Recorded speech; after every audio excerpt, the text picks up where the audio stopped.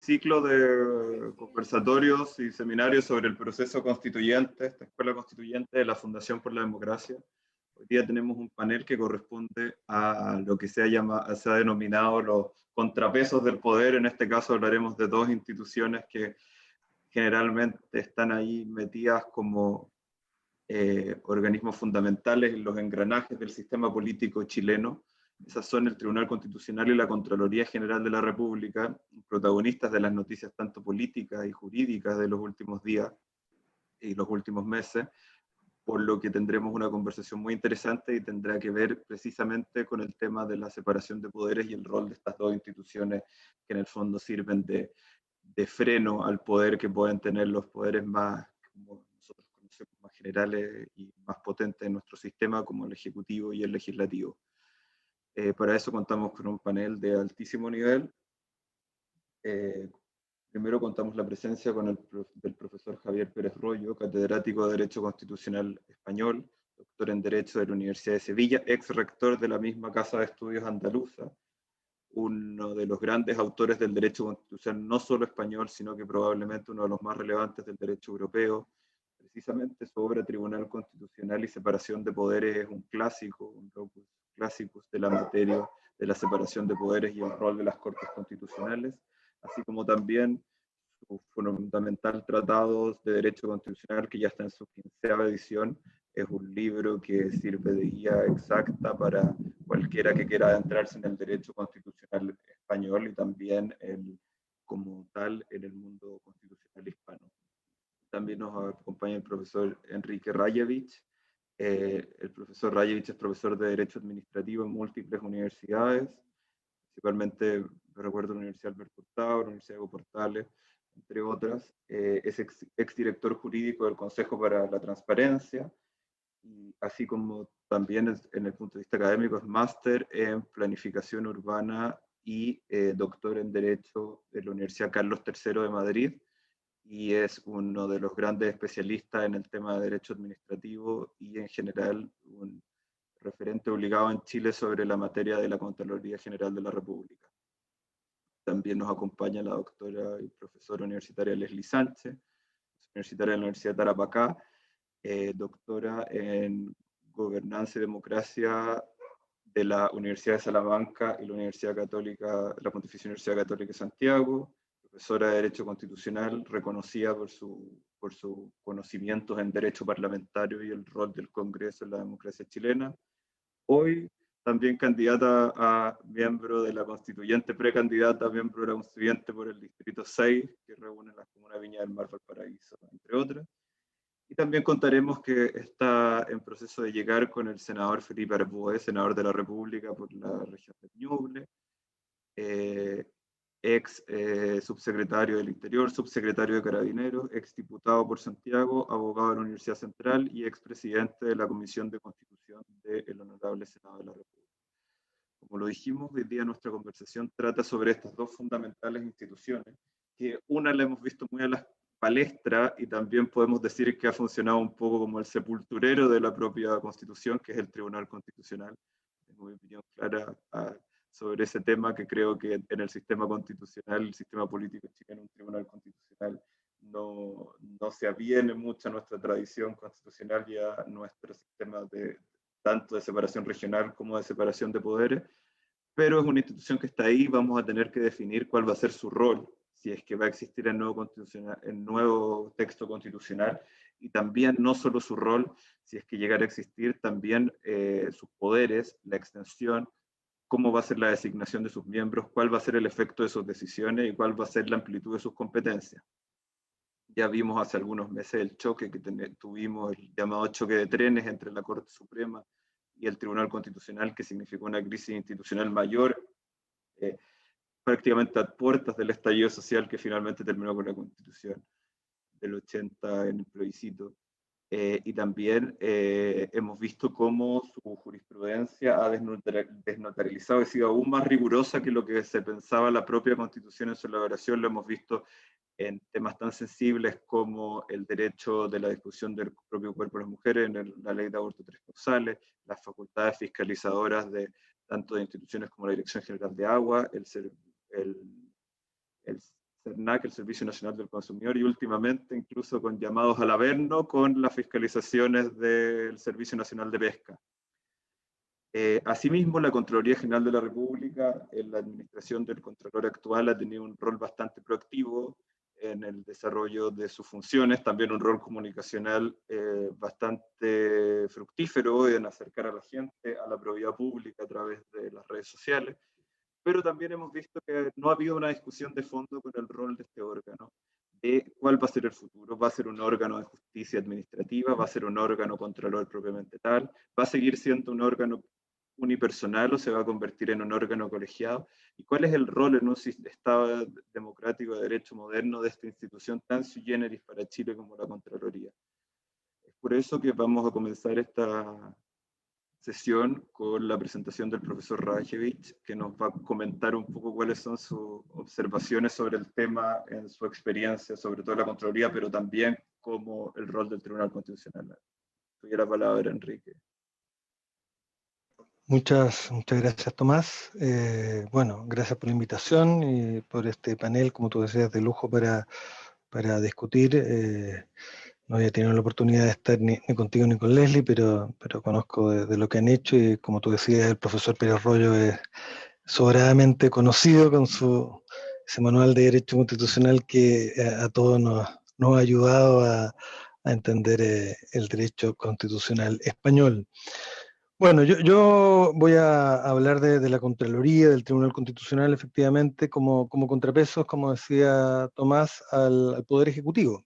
Nuestra Constitución tiene capítulos para cada una de estas figuras en la actualidad y la pregunta, claro, ahora es, ¿cómo seguimos? ¿Cómo seguimos? Yo diría que si uno parte por la Contraloría, la verdad es que es evidente que la Contraloría se ha transformado en una entidad muy respetada a nivel del derecho público chileno, que surge en el siglo XX, surge el año 1927, es producto de una misión estadounidense que sugiere la creación de un órgano que básicamente tenía que ver con la contabilidad gubernamental, igual que propuso la Superintendencia de Bancos, propuso el Banco Central. Y originalmente, si uno ve, el primer contralor en Chile fue el ministro de Hacienda, porque se entendía que estaba revisando el interior del Ejecutivo. Se empieza a producir, yo diría de manera relativamente rápida, una autonomización de Contraloría que va a llevar a que ya en 1943 Contraloría pase a estar en el texto de la Constitución del 25 como un organismo de carácter autónomo. Y de hecho, de una u otra manera, se ha dicho que es una especie de compensación, porque ese año también se le dan más facultades al presidente, entonces esta es una manera de controlar a la administración. Pero si uno ve, efectivamente, la redacción del 25, todo indica que estamos efectivamente en un control que más bien parece que tuviera que ver con un tema contable y que la legalidad estuviera abordada desde ese punto de vista, y sin embargo eso va a ir creciendo con el tiempo. Las funciones finalmente que van a llegar a la Constitución vigente, la Constitución del 80, son muchas más que las que estaban en la Constitución del 25. La Constitución del 80 de alguna manera eleva a rango constitucional lo que era la realidad de la Contraloría en ese minuto, con algunas cosas yo diría excesivas, como por ejemplo decir que Contraloría está a cargo de la contabilidad general de la nación, cosa que en realidad no puede realizar, no le corresponde, o el juicio de cuentas. Es decir, la posibilidad de que se demande a las personas que han tenido a su cargo la administración de recursos fiscales, las han mal invertido, por lo tanto hay que hacer efectiva la responsabilidad civil. Bueno, se hace un juicio, y así lo dice la Constitución, y así lo desarrolla la Ley Orgánica de Contraloría, para reembolsar, y en vez de hacerlo en un tribunal de justicia, bueno, se hace en la Contraloría. Y aparece el control de legalidad con una fortaleza muy fuerte, un control de legalidad que la Constitución dice que se expresa a través de la toma de razón de los actos y resoluciones del gobierno, vale decir los decretos supremos, las resoluciones de los servicios, con una fuerza sin duda muy importante, porque la toma de razón es un control preventivo, es decir, una revisión previa de la potestad reglamentaria del gobierno y también de los servicios públicos. Hay que decir que ese control de legalidad también hay que entenderlo en paralelo a la falta de una justicia contencioso administrativa especializada en Chile. a lo que la Constitución del 25 prometió. Yo creo que ese también es una buena lección para tenerla a la vista en estos tiempos. Hay varias disposiciones que la Constitución del 25 planteó que nunca se hicieron efectivas. Una de ellas es la existencia de un orden contencioso administrativo en nuestros tribunales de justicia. Y ante la falta de ese orden contencioso administrativo general, bueno, hubo algunas acciones especiales, pero el control jurídico general lo empezó a realizar Contraloría. Y si uno ve la ley orgánica, ya la del 32, ya la del 52, que finalmente termina refundida en el 64, o sea, estamos hablando de más de medio siglo, que es la ley que tenemos hoy día, con algunas reformas, bueno, ahí ya aparece con fuerte claridad, digamos, todo ese control, que además la ley dice que genera jurisprudencia administrativa. Entonces, de alguna manera contrapesa la falta de los tribunales. Y eso entonces hace que esa función quede ahí establecida. La Constitución del 80 en un momento también estableció la idea de tribunales, pero finalmente no se desarrollaron, no se crearon, no se han creado hasta la fecha, entonces Contraloría ha seguido desarrollando esa función. Y también, yo diría, la otra función importante de Contraloría es la función de auditoría, que significa revisar cómo están funcionando los servicios públicos en su vertiente presupuestaria y también de legalidad. Bueno, eso ha hecho a Contraloría una institución muy importante, asociada también con que es una institución unipersonal, es decir, que está encabezada por una sola persona, y esas personas han tenido, además, hoy día la Constitución señala un periodo de 8 años, con lo cual es un periodo bastante largo para desarrollar un cargo y poder marcar una impronta, por supuesto más largo que un gobierno, lo cual fortalece entonces esa capacidad de control. Si uno pensara algunas líneas para el futuro, la verdad, yo creo que por un lado uno tiene que sentarse aquí a reflexionar qué es lo bueno, qué es lo malo de esto. Eh, Dentro de lo bueno, por supuesto, Contraloría ha contribuido, yo diría, a un cierto orden estatal por estas líneas de largo plazo, ha contribuido también a combatir la corrupción, sin duda. Pero no es fácil tampoco tener juicios empíricos sobre esto. Hay una consultoría que se hizo en la década pasada, donde estuvo, entre otros, Eduardo Engel, Raúl Letelier, el actual consejero de Defensa del Estado y también profesor de la Universidad de Chile, que no llega a conclusiones muy claras, porque en el fondo hay que hacer un escenario hipotético, y qué pasaría si esto no existe. Y no es tan fácil saberlo. Y por otro lado, si uno revisa, voy a pensar en el control de legalidad, la verdad es que controlar la legalidad con toma de razón significa revisar preventivamente todos los actos, significa agregar un requisito adicional antes de que el acto tenga validez. La alternativa es controlar ex post, cuando alguien se siente perjudicado, vamos a los tribunales. Si yo hago el control ex ante, eso entraba la pelota en la mitad del juego. Entonces hay que pensar bien dónde está ese control. Es cierto que la ley ha modulado, la Constitución permite que la ley module ese control. Y por otro lado, también la Ley Orgánica de Contraloría permite que la propia Contraloría, mediante una resolución, exima actos de toma de razón. Y Contraloría lo ha hecho masivamente. De hecho, si hoy día vemos la resolución que exime, en realidad es mentira. No es que exima, lo que dice la resolución es que actos van a toma de razón, lo dice al revés, porque son tantos los actos que lo otro sería impensable. Entonces ya uno ve en eso la Constitución y te da la toma de razón, y la verdad, como opera en la práctica, es más bien a la inversa de cómo queda la sensación de cuando uno lee la Constitución. Entonces uno podría decir, bueno, Contraloría ha venido rebajando la extensión de la toma de razón, haciéndose cargo de lo que yo estoy planteando. Yo la verdad tengo aprensiones al respecto, ¿eh? Tengo mis dudas de qué tan bueno, por ejemplo, es que en materia de reglamento, y aquí hay otros profesores y profesoras que opinan distinto a mí, que al revés, consideran que ahí debiera estar Contraloría, pero hay reglamentos que han demorado más de 2 años en la toma de razón. Y uno dirá, estos son los ejemplos peores, pero hoy día, en una cosa muy destacable, Contraloría tiene en su página web la tramitación de los reglamentos, y uno puede revisar cuánto se demoran. Es más, hay una verdadera, yo diría, actuación informal que se produce en la toma de razón, porque cuando Contraloría hace observaciones, los servicios públicos retiran los reglamentos de tramitación, así los plazos se cumplen, y se demoran en volver a corregirlos, a ingresarlos, y eso hace que estos plazos sean mucho más amplios de lo que efectivamente corresponde. Yo no sé si ese es el mejor sistema. Yo la verdad preferiría que en eso los controles fueran ex post. Creo que en ese plano, en el plano de la legalidad, es un exceso. Y al revés, en el plano del gasto, del presupuesto y también del personal incluso, aunque ahí las técnicas electrónicas no han permitido vía los sistemas automatizados andar muy rápido, pero ahí sí que me parece muy relevante el control ex ante. Entonces, yo creo que la Constitución debiera en esta materia plantearse esta discusión y también la de la posibilidad del control contencioso administrativo, que va por un lado, porque esa también es la alternativa, pero aunque no existieran, yo me pregunto si es lo más eficaz. No insisto en el control del gasto, porque ahí yo creo que hay temas de corrupción, en licitaciones, ahí me parece que el rol que cumple Contraloría es muy importante.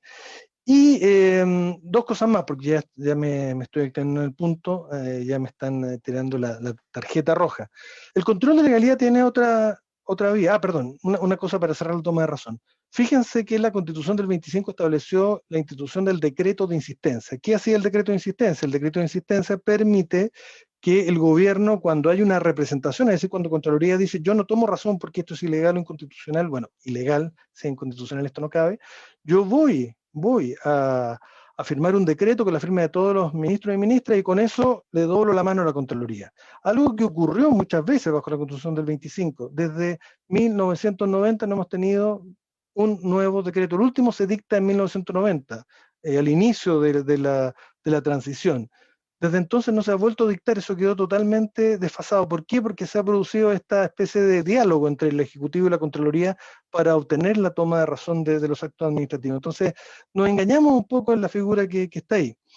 Segundo, hay algo que no dice la Constitución, pero que se ha constitucionalizado, perdón, que es la vía del control por dictámenes. Contraloría emite dictámenes frente a consultas de servicios públicos o de los particulares, y esos dictámenes configuran fundamentalmente la jurisprudencia administrativa, sin forma de juicio, resolviendo asuntos muy relevantes.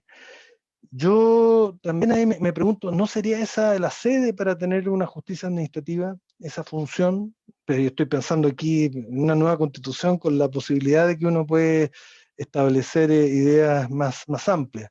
No me parece deseable que temas donde realmente hay controversias no se tramiten con un proceso que de todas las garantías de las partes y que además nos evite, porque también la Contraloría a veces tiene sus ciertos choques de trenes con la Corte Suprema en particular. Y uno de los problemas es que, claro, Contraloría, como no tiene una forma judicial, un proceso debido para resolver, entonces muchas veces la Corte Suprema no le toma tan en cuenta. Y lo último, para cerrar, no voy a hablar del Tribunal Constitucional, porque yo creo que los que me sucederán lo podrán hacer con más brillo.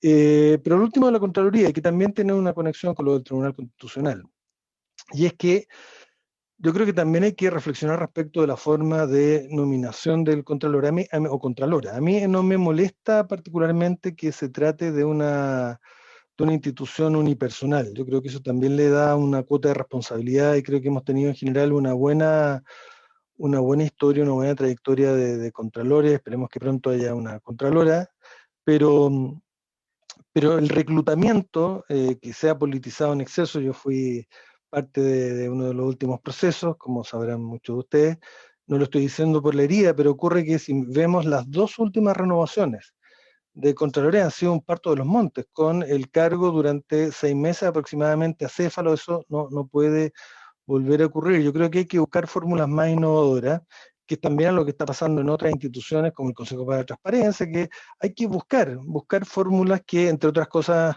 creo yo, debiera abrirse la posibilidad a candidatura, que la propia sociedad se exprese. El cierre de estos sistemas de nominación al mundo político yo creo que es propio de otra época, pero en la época en la que estamos, más después de lo que hemos vivido en este país, me parece evidente que tenemos que abrir la ventana y la puerta por lo menos. Así que lo dejo hasta acá para comenzar. Gracias, Tomás.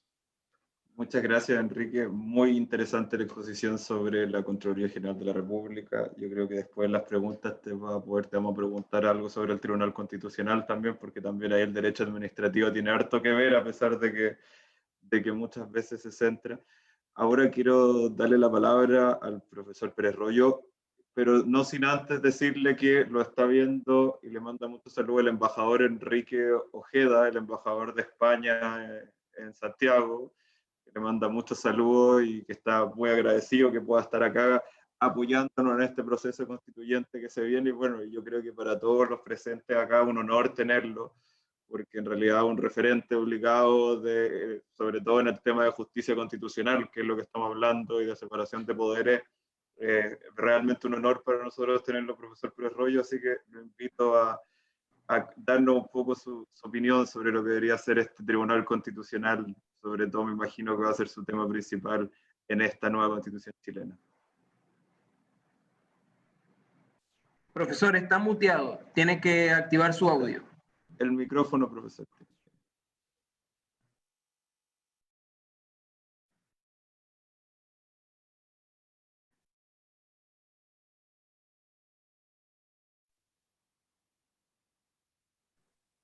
Profesor, ahí está, profesor. Pero no se escucha. No se escucha.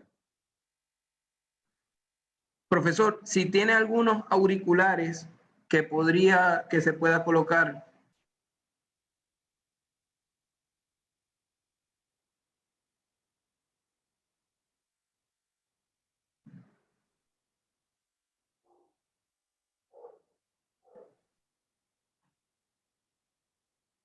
No se escucha. No, no se escucha.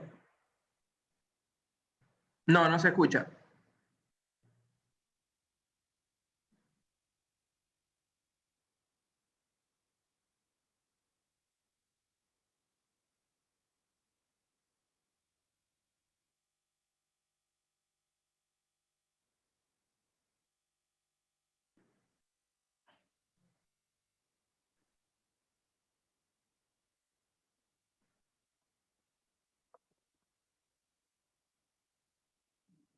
No funciona el micrófono, profesor.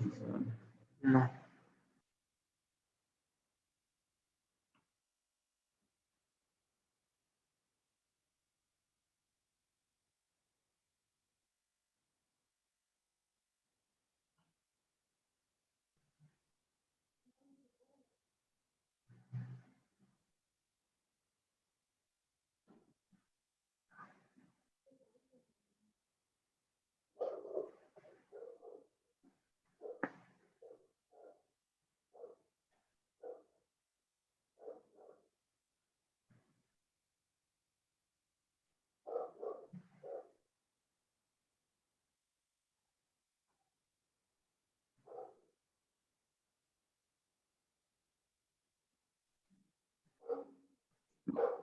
En el intertanto que el profesor pueda arreglar sus auriculares, vamos a pasar a la exposición de la profesora Leslie Sánchez. Yo sé que en España está, así que trataremos de arreglarlo lo más rápido posible, el problema del profesor Pérez Royo, porque estamos muy interesados en escucharlo, pero no menos interesados estamos de escuchar a Leslie, que representa también la experiencia de haber pasado una buena temporada, no solo estudiando el derecho parlamentario, sino que viviéndolo, donde nos es más importante este rol del Tribunal Constitucional un poco como contrapeso tanto al gobierno, pero en general también al trabajo parlamentario.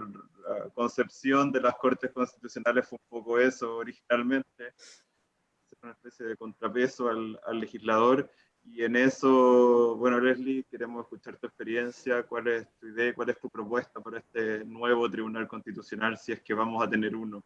Y también la Contraloría, que también es clave en el proceso de elaboración de la ley. Así que, muchas gracias. Muchas gracias, Tomás. Bueno, una lástima que todavía tengamos un problema ahí de conexión con el profesor Javier. Ojalá se pueda solucionar, porque yo creo que estamos todos súper ansiosos y todas de poder escucharlo, ¿cierto? De tener la oportunidad de tenerlo a la distancia. Me saludo también a Enrique a través de este medio, como siempre muy interesante lo que has planteado, y agradecer a la Fundación por la Democracia por la invitación. Bueno, yo voy a hablar un poco más de lo genérico, ¿cierto? Un poco más desde la macro, desde lo que es la teoría constitucional, y desde por qué tenemos esta lógica que decía Montesquieu de que el poder frena el poder, porque eso es finalmente cuando estamos hablando de órganos de este tipo. Y básicamente tiene que ver porque las normas constitucionales, o sea, el código político, ¿cierto? La Carta Fundamental no basta por sí sola para detener, ¿cierto?, los extensos brazos del poder. Por lo tanto, las constituciones políticas son habitualmente textos que tienen ciertas carencias o incompletos y requieren de otros órganos, ¿cierto?, que lo complementen y que ejecuten tantos principios constitucionales como cautelen en general, en términos muy generales, ¿cierto?, el buen funcionamiento de la democracia. Por lo tanto, siempre es necesario, es imperioso contar con la adecuada limitación, ¿cierto?, de la acción gubernamental mediante funciones ya sean contraloras o jurisdiccionales en materia constitucional, ¿cierto?, pero también instituciones que sean colaborativas para alcanzar una gestión armónica, ¿cierto?, y poder determinar en el caso que procedan ciertas responsabilidades. Cuando hablamos de estas temáticas, en realidad, básicamente nos referimos, ¿cierto?, a la noción de los pesos y contrapesos, que se construye a partir de la clásica teoría de la división de poderes, la cual el profesor Javier, yo estoy seguro que nos va a poder ilustrar mejor. Por lo tanto, lo que hoy día hemos convenido, ¿cierto?, es que la construcción de este Estado moderno comprende necesariamente límites constitucionales y comprende obligatoriamente también estos mecanismos de control, ya sean legales, judiciales, constitucionales e incluso hoy día económicos. Pero también, como lo dije ya, los mecanismos de colaboración institucional. ¿Por qué es tan determinante, digamos, el rol de estas instituciones? Porque lo que ha planteado sobre todo profesores y autores en materia de ciencias políticas es que la democracia es la que se pone en riesgo cuando estas instituciones de control fallan. Por lo tanto, el uso o mal uso o el abuso de las funciones de control son las que pueden hacer que se debilite la democracia y caminemos, ¿cierto?, a lo que se ha señalado en uno de los libros que a mí me parecen más interesantes de este último periodo, que es cómo mueren las democracias, ¿cierto? Van muriendo finalmente porque estos órganos o no cumplen sus atribuciones o se exceden de sus atribuciones. Por lo tanto, podemos percibir ejemplos súper claros con Alberto Fujimori en Perú, ¿cierto?, Rafael Correa, con Nicolás Maduro, ¿cierto?, en donde el uso o abuso de determinados órganos permite que no exista un debido control y que se perpetúe en el poder, ¿cierto?, alguien que de una u otra manera vulnera derechos fundamentales y empieza a generar las crisis políticas que sabemos.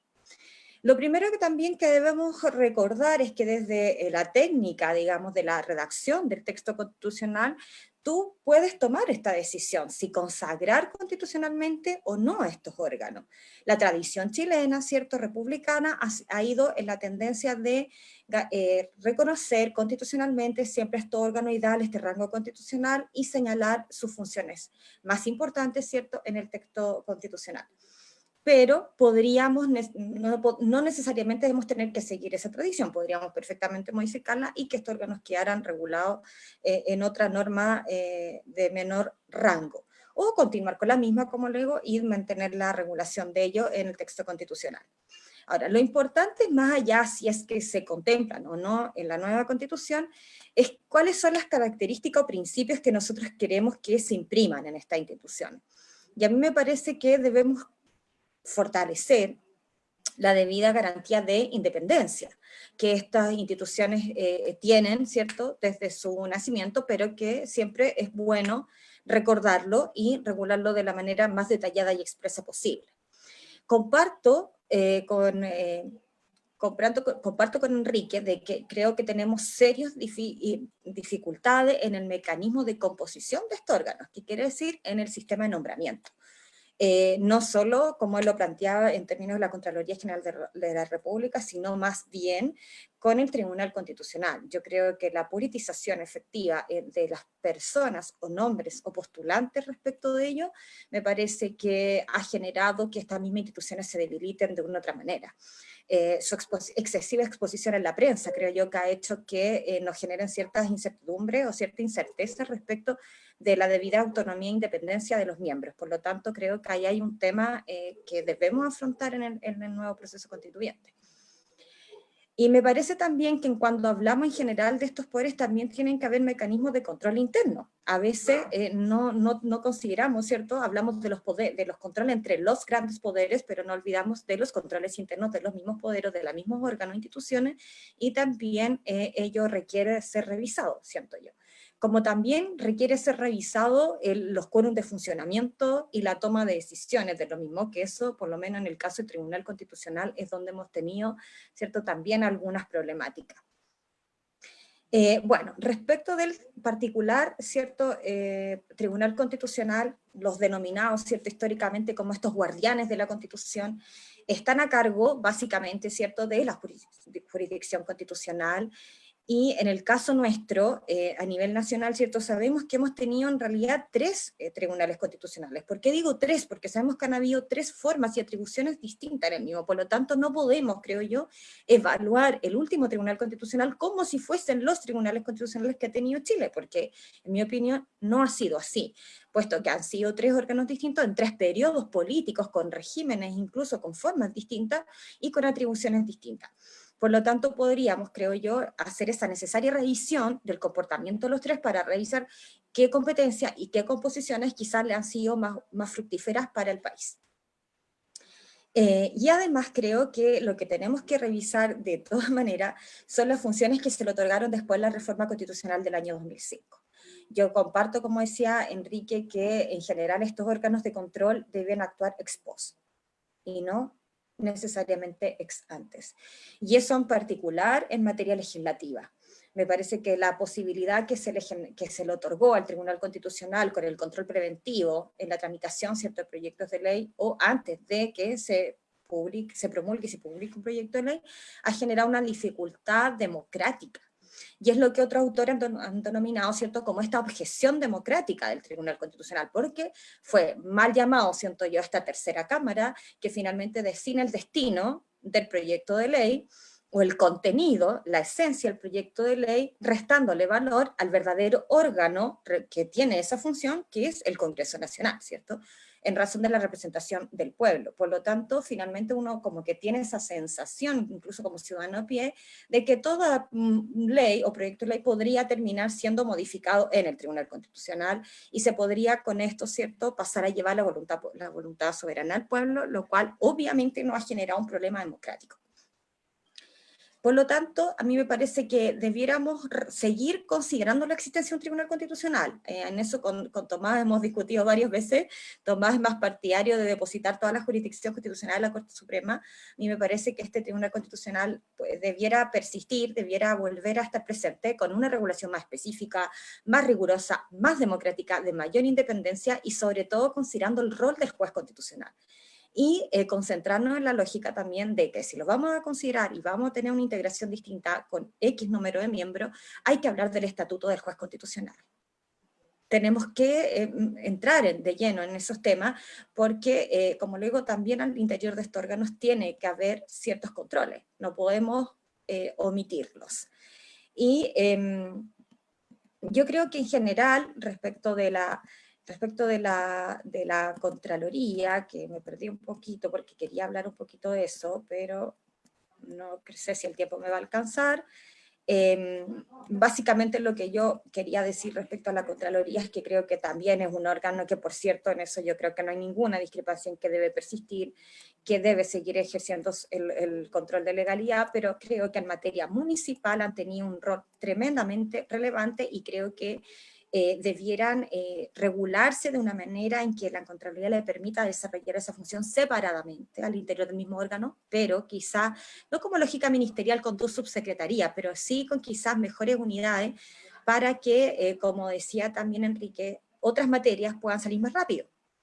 Porque yo creo que también hay que reconocer que la cantidad de trabajo y la cantidad de cosas que se le piden a la Contraloría son excesivas, siento yo. Por lo tanto, tiene que estar controlando de todo y hoy día hacen una gran labor respecto al mundo municipal y creo que ahí podríamos también fortalecerlo. Y en general, para terminar, yo creo que no es menor considerar en materia comparada, ¿cierto?, algunos principios que podríamos incorporar a nuestro texto constitucional, como el principio de corrección funcional. Yo creo que si consideramos incorporarlo, me parece que podría ser un muy buen elemento para que estas desviaciones a veces de las atribuciones del órgano no se produzcan, que sigamos cautelando la continuidad por sobre todas las cosas de la democracia y que tengamos el verdadero sistema de pesos y contrapesos que yo creo que en Chile a veces se debilita. Eso. Muchas gracias. Muchas gracias a ti, Leslie, muy buena presentación y esperemos que todas esas cosas las podamos cumplir desde adentro de nuestra convención constitucional en breve plazo. Ahora nuevamente vamos a intentar con el profesor Pérez, que estamos esperando muy entusiastamente su exposición. Vamos a tratar de hacerlo a través de otro sistema de audio. Así que lo esperamos, lo escuchamos, profesor, si es que puede hablar ahora con nosotros. No se oye. ¿Se oye? Se oye, pero... Sí, se oye, pero con mucho eco. A ver, ahora. Allí. Sí, ahí sí. No. Se oye un poco bajo, pero se oye. ¿Se oye? Vamos a ver. Ahí se Allí oye, sí. pero con el eco. No. No. Tiene- Si acercas mucho el teléfono te va a hacer retorno y Tal vez siempre se va a escuchar de esa forma. ponerlo en altavoz. ¿Ahora sí o no? Allí se escucha, Ahí pero se escucha, sí. Venga. ¿Se me escucha o no se me escucha? sí, se escucha. Pues entonces vamos a intentar hacerlo. Vamos a ver, yo creo que en este momento estamos en el siglo XXI. Es decir, o sea, la experiencia de justicia constitucional separada de la justicia ordinaria, es decir, la configuración de un tribunal constitucional que no es un poder del Estado, los poderes del Estado son el poder legislativo, el poder ejecutivo y el poder judicial. Y el Tribunal Constitucional es un órgano, pero no es un poder del Estado. Es decir, el Tribunal Constitucional no está para hacer nada, para dar respuesta a ningún problema que se plantea en la sociedad, sino para que no se dé respuesta a ningún problema de una manera que sea contraria a la Constitución. Por lo tanto, esa es su función. Esa función en Europa se inventó en el constitucionalismo europeo porque la Constitución no había sido considerada norma jurídica nunca en el continente y el Poder Judicial no iba a aplicar la norma jurídica, no iba a penetrar en el mundo del derecho. Y por lo tanto hubo que inventarse un órgano constitucional distinto del Poder Judicial y situándolo fuera del Poder Judicial a fin de que la Constitución se convirtiera en norma jurídica y penetrara en el ordenamiento jurídico. Esta es una experiencia muy, muy europea y que ha funcionado en el continente europeo. De ahí ha ido incorporándose a los países de Iberoamérica en estos últimos decenios y yo no estoy muy seguro de que realmente sea una incorporación posible. Es decir, yo creo que el Tribunal Constitucional, la justicia constitucional, separada de la justicia ordinaria, pues en Europa ha funcionado, pero no estoy muy convencido de que sea un buen sistema y de que realmente una constitución americana con un sistema presidencialista como es el que existe en los países iberoamericanos tenga mucho sentido incorporar ese orden. En cualquier caso, yo creo que en el caso de que se incorporara debería ser muy importante que se configurara el control de constitucionalidad siempre como un control concreto, no como un control abstracto. Que no se pudiera hacer uso del recurso de inconstitucionalidad, sino que fuera siempre una cuestión de inconstitucionalidad. Es decir, que se planteara cuando en el curso de un proceso se tiene que aplicar una norma y el juez que tiene que aplicarla tiene dudas acerca de la constitucionalidad de la ley, que entonces se eleve la cuestión de inconstitucionalidad al Tribunal Constitucional, pero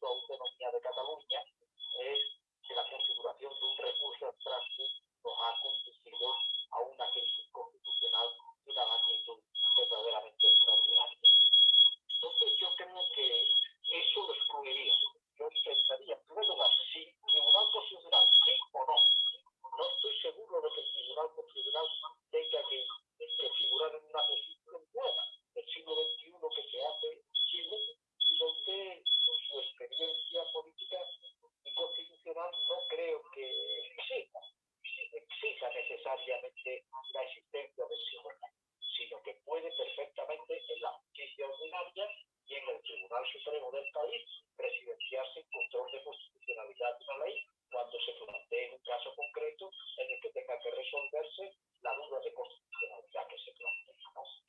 Y en cualquier caso, nunca que se pudiera interponer un recurso de inconstitucionalidad en abstracto. Después hay un problema que sí también sería conveniente, pero si no hay tribunal constitucional, no hay ningún problema. En caso de que haya un tribunal constitucional, habría que plantearse el tema en materia de derechos fundamentales. Debería establecerse una revisión por parte del Tribunal Constitucional de las sentencias que se pudieran dictar por el Poder Judicial en materia de derechos fundamentales.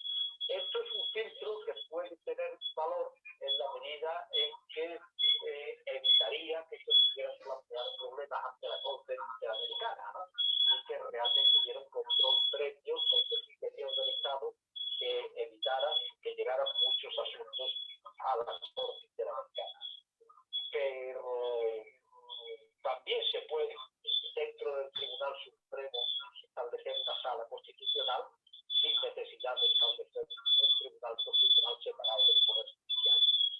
Yo pienso que la experiencia europea es la experiencia europea y no estoy seguro de que sea trasladable a América Latina y que la experiencia que hay en tribunales constitucionales de América Latina tampoco es una experiencia tan inequívocamente satisfactoria como para aceptar. En cuanto al control, por supuesto, siempre a posteriori. Cuando ella está hablando de la Contraloría, que es un sistema que en España, en Europa, en general, está resuelto de manera completamente distinta, pero controles preventivos nunca.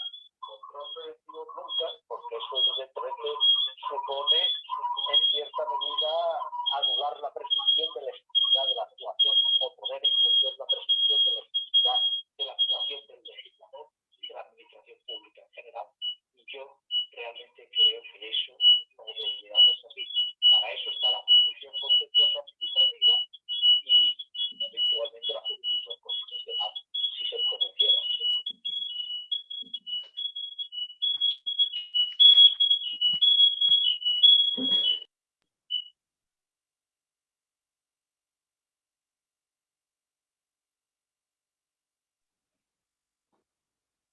Profesor Pérez, Pérez Royo, ¿falta de su exposición? Que no se escucha nuevamente. Sí, lo siento mucho, pero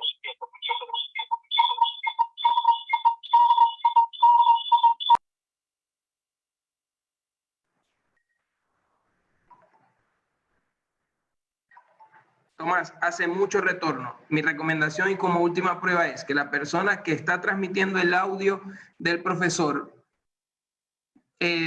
ponga su computador, le baje todo el volumen y solo acerque el teléfono por el cual está transmitiendo al profesor, para ver si así deja de hacer un poco de feedback y podemos escucharlo un poco mejor.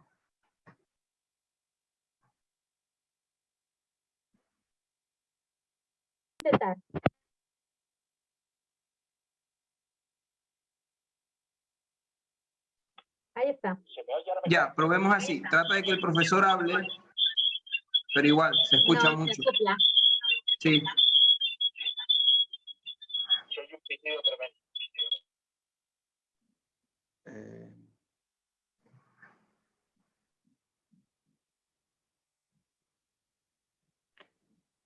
¿Prueba ahora? Pues probemos a ver. No. Se alcanzaba a escuchar algo, pero parece que no muy fuerte. Sí, qué lástima, porque estaba muy interesante la presentación, pero lo bueno es que logramos a... No, lo entendemos. Ahí se escucha de nuevo con eso. Bueno, se entendió la presentación, profesor, sobre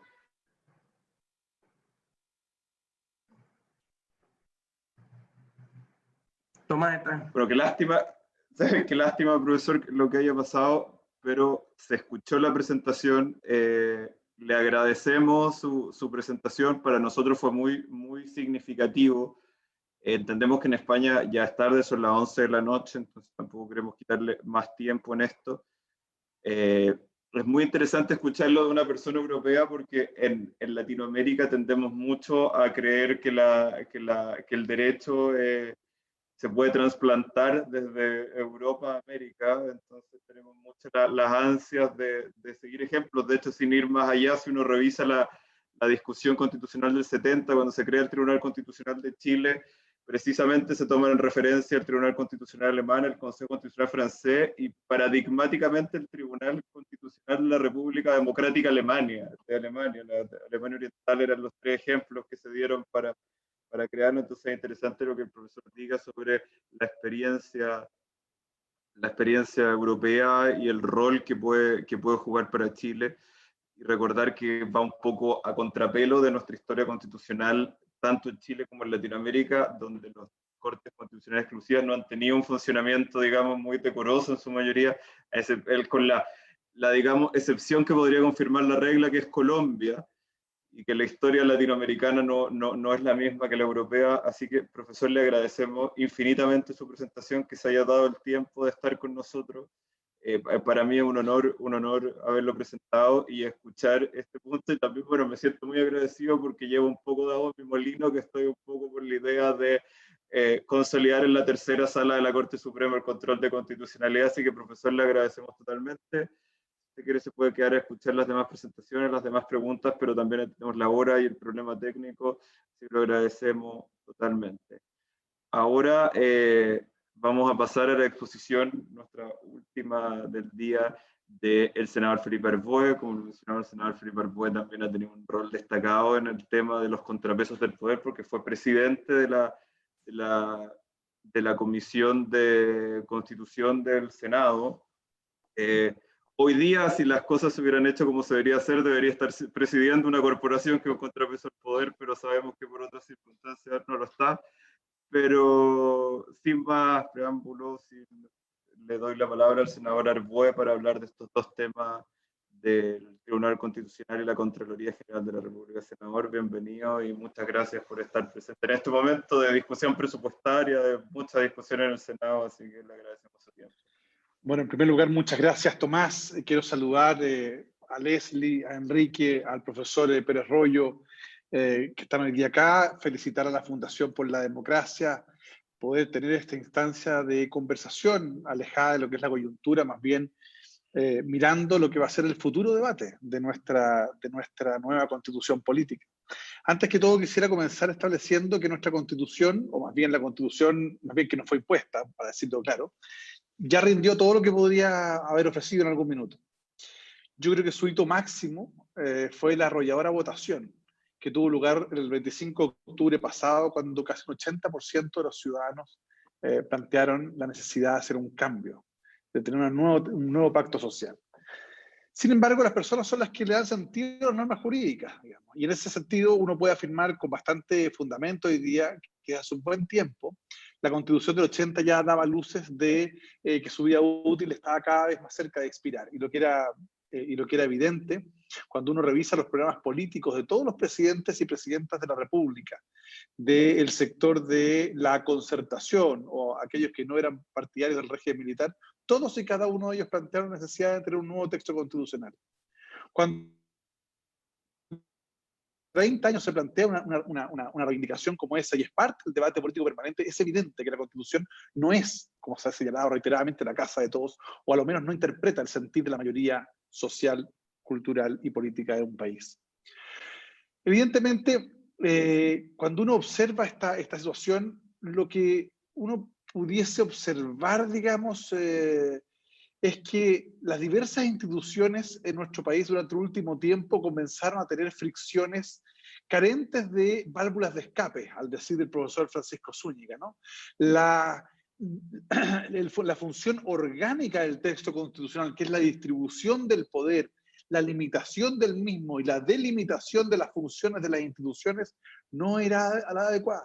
Y por tanto, evidentemente, nuestra institucionalidad o nuestras instituciones comenzaron a tener fricciones en torno a defender o reivindicar determinado tipo de funciones en desmedro de las otras. El ejemplo más paradigmático, sin duda, a mi juicio, corresponde a uno de los temas que tenemos hoy día, que es el Tribunal Constitucional, el cual, a mi juicio, no cabe ninguna duda que adolece de serios déficits democráticos. Sobre todo cuando, como decía Leslie, digamos, que evidentemente genera una obsesión antidemocrática al intentar reemplazar parte del rol legislativo, digamos, de uno de los poderes del Estado. Tal como decía el profesor Pérez Royo, toda discusión respecto de los contrapesos requiere tener presente que en democracia tenemos solo 3 poderes del Estado y que el Tribunal Constitucional, siendo tan importante y gozando de autonomía, no constituye un poder del Estado y por lo tanto no se le puede reconocer como tal en el ejercicio de sus funciones. Dicho lo anterior, yo diría el Tribunal Constitucional en nuestro país ha pretendido, y de hecho ha terminado haciendo, modificar la voluntad soberana del Congreso a través de diversos artilugios legales. Muestra de ello, hay muchas muestras de ello. Por ejemplo, el famoso caso del Servicio Nacional del Consumidor. Recuerden ustedes que, lisa y llanamente, el Tribunal Constitucional extirpó del proyecto las potestades sancionatorias. En el caso del aborto, 3 causales, cuando declaró inconstitucional el reglamento de objeción de conciencia, por ejemplo.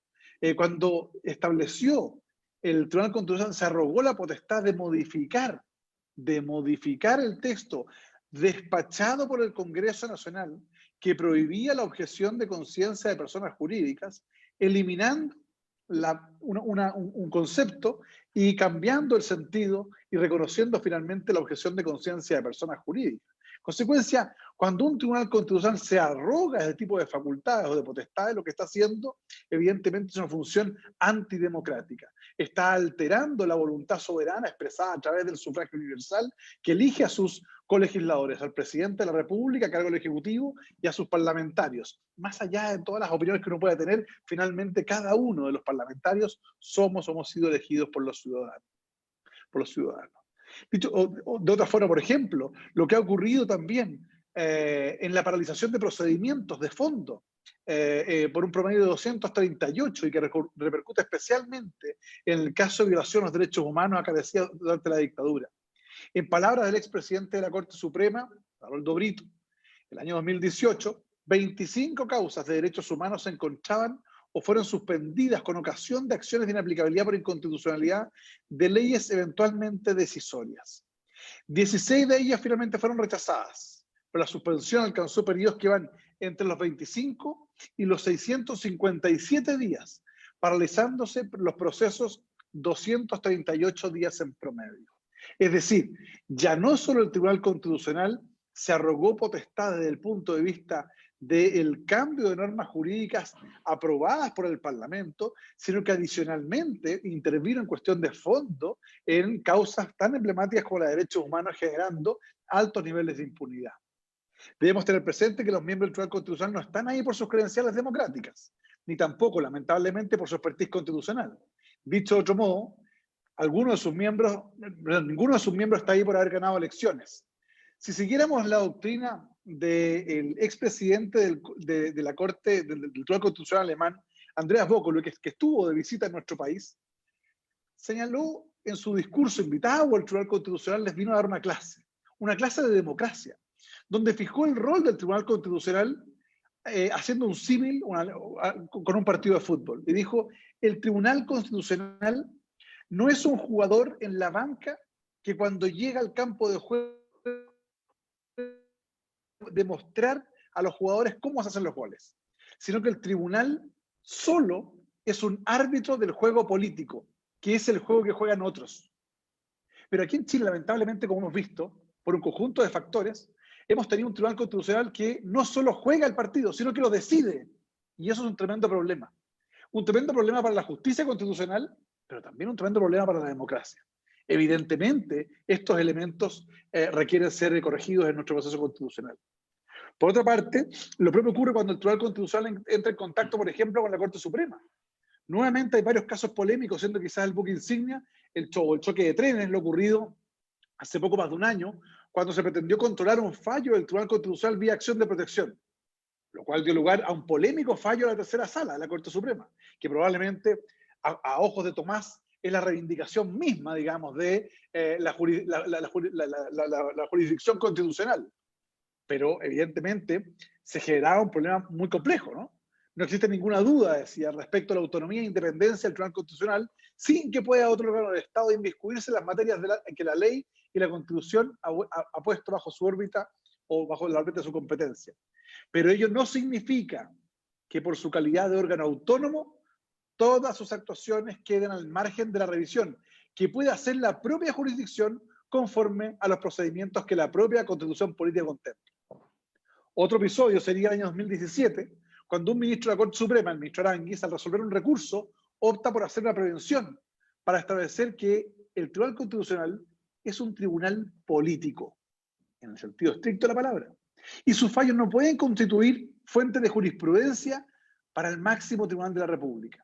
Por ello recomendaba eliminar la parte de un fallo que citaba jurisprudencia del Tribunal Constitucional. Al decir del ministro Aránguiz, el Tribunal Constitucional no puede generar jurisprudencia judicial, porque no es un tribunal jurisdiccional, sino un tribunal evidentemente político. Ahora último, la Corte Suprema debió aguantar la tensión suscitada, luego, por ejemplo, de la rebaja de la multa más alta de la historia, de 70 millones de dólares a 3 millones de dólares de un conocido ejecutivo de la principal empresa de litio del país.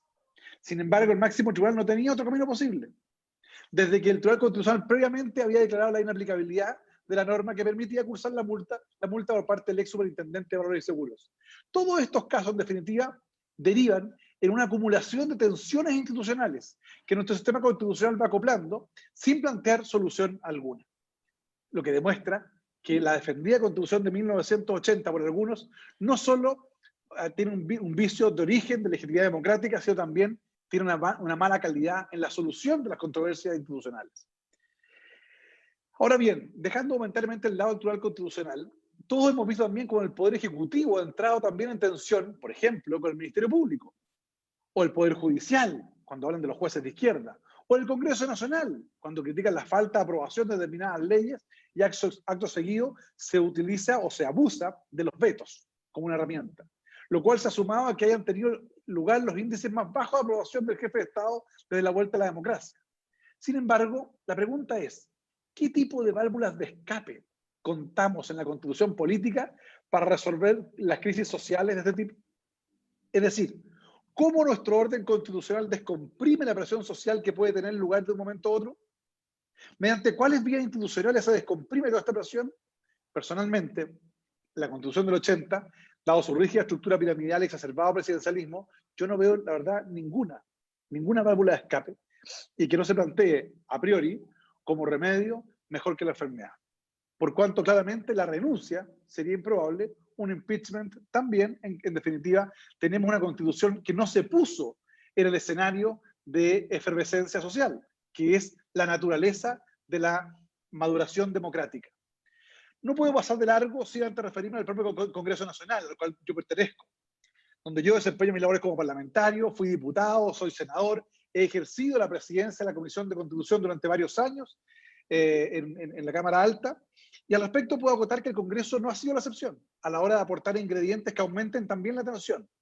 Sin embargo, noto una pequeña atenuante, que es la impotencia que surge en la clase política parlamentaria al asimilar las restringidas potestades con las que se cuenta en un sistema político con un hiperpresidencialismo exacerbado que llega a ser incluso abusador.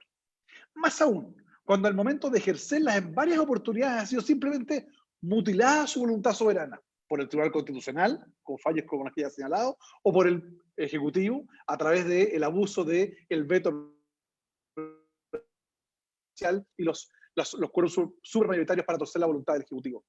Mientras por la otra vereda, el Poder Ejecutivo, como también la calle, demandan soluciones oportunas y a su propia naturaleza.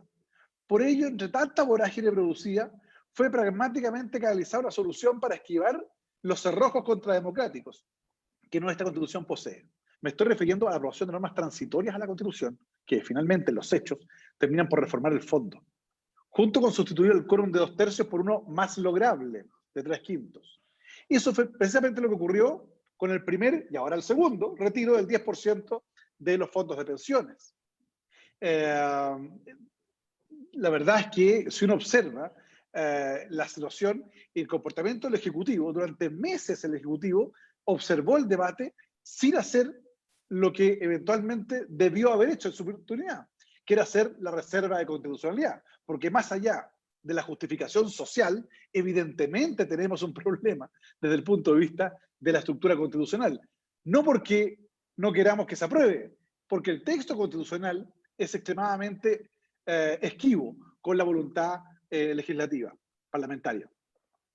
Ahora, todo esto fue generando, yo diría probablemente, un escenario perfecto para que un sagaz Congreso repentinamente sustituyera al gobierno en lo que al manejo de recursos públicos se refiere, logrando apaciguar parte de la crisis a través de un retiro que por una parte permitía a la población acceso rápido a recursos frescos y propios, pero por la otra tampoco se estaba cometiendo supuestamente una inconstitucionalidad, considerando que el proyecto contó con votos oficialistas y de oposición. Pero ojo, porque finalmente lo que está ocurriendo es que se está aumentando la deuda pública. La pregunta ¿es legítimo que el legislador, con la actual constitución, no con la ideal, con la real constitución, pueda hacerlo? Bueno, es parte del problema que tenemos hoy día y que no tenemos válvula de escape para resolverlo. Con lo anteriormente dicho, yo no estoy intentando absolver la responsabilidad de mis pares, ni mucho menos, porque tampoco ellos están ayudando a encontrar una solución cuando arriesgan la poca estabilidad del sistema al darle un uso casi sistemático a un instrumento que también es excepcionalísimo, como lo es la acusación constitucional.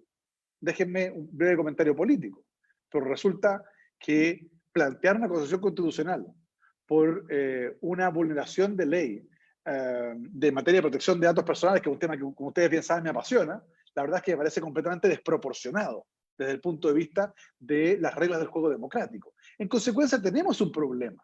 Por eso digo que si además de lo anterior, si de índice de aprobación se trata, el Congreso Nacional, al cual yo pertenezco, no es el mejor alumno de nuestra democracia. Lo que quiero decir es que nuestro diseño institucional no ha dado el ancho. Dio todo lo que podía dar y la permanente tensión que tiene lugar en nuestro sistema genera un escenario perfecto para que la reputación que cada organismo o institución posee se vaya carcomiendo poco a poco, hasta finalmente llegar al piso. Ello, sin duda, a mi juicio, es un peligro para la democracia institucional. Por otro lado, entrando derechamente a analizar la Contraloría General de la República en la nueva Constitución, yo diría que esta entidad ha estado presente, como ustedes bien saben, desde la colonia, con nomenclaturas completamente diversas, y su origen se puede ubicar, por ejemplo, en la Real Audiencia, el Supremo Tribunal de Justicia de la época, que fue inaugurado en 1567 en Concepción y luego en 1607 en Santiago. Luego, la Dirección General de Contabilidad en dependencia del Ministerio de Hacienda, con un tribunal de cuentas que funcionaba. Y la Contraloría, como la conocemos hoy día, recordemos que viene de la misión Kemmerer, que recomendó la incorporación en nuestra institucionalidad de la Contraloría General de la República en la composición que tenemos hoy día. Pero su rango constitucional, su autonomía, fue reconocido solo décadas más tarde, en 1943, y finalmente su ley orgánica, como todos sabemos, es de 1953. En consecuencia, podemos apreciar que sería extraño que la constituyente no contemple la Contraloría General de la República en el texto que se somete a aprobación soberana del pueblo mediante el plebiscito. La historia constitucional de Chile es muy larga.